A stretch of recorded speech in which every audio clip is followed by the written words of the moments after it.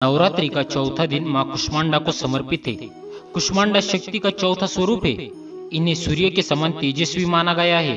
अपनी मंद मुस्कान से अंड अर्थात ब्रह्मांड उत्पन्न करने के कारण इन्हें कुष्मांडा नाम दिया गया है। तो आइए जानते हैं माता कुष्मांडा की कथा। एक पौराणिक कथा के अनुसार मान्यता है कि इन्हें देवी ने संपूर्ण ब्रह्मांड की रचना की थी। ये संसार की आदि स्वरूपा शक्ति है।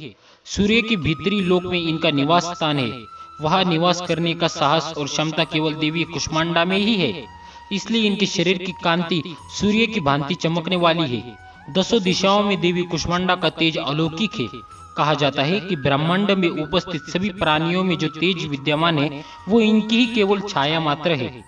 देवी कुष्मांडा की 8 भुजाएं हैं, जिनमें से 7 भुजाओं में क्रमशः कमंडल, धनुष, बाण, कमल पुष्प, अमृत कलश, चक्र तथा गदा है और 8वीं भुजा में सिद्धि और रिद्धि प्रदान करने वाली जप माला है। इनकी सवारी सिंह है। साधक को मां कुष्मांडा की आराधना के लिए अनाहत चक्र में ध्यान केंद्रित रखना होता है।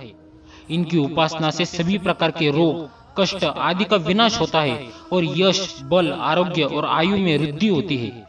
यदि विधि विधान से पूजा की जाए तो मां कुष्मांडा के आशीर्वाद से साधक को उनकी कृपा का अनुभव होने लगता है। प्रतिदिन की भांति कलश की पूजा कर मां को प्रणाम करें और धूप एवं दीप प्रज्वलित करें। यदि संभव हो तो पूजा के लिए अनेक रंगों वाला आसन प्रयोग करें। इसके पश्चात मां को जल, पुष्प, फल और मिष्टान अर्पित करें और प्रतिदिन की तरह अग्यारी प्रज्वलित करके लौंग और सुपारी अर्पित करें। यदि घर में किसी सदस्य को कोई रोग है तो इस दिन की पूजा का विशेष महत्व है। अब मां कुष्मांडा के बीज मंत्र का उच्चारण करें। अब देवी कुष्मांडा मंत्र का जप करें, जो इस प्रकार है।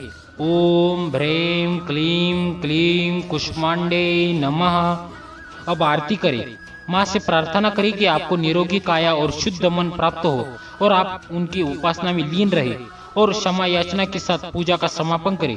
कुछ देर बाद प्रसाद वितरण कर दे। संध्या आरती भी अवश्य करें। और यह समाप्त होती है आज की कड़ी।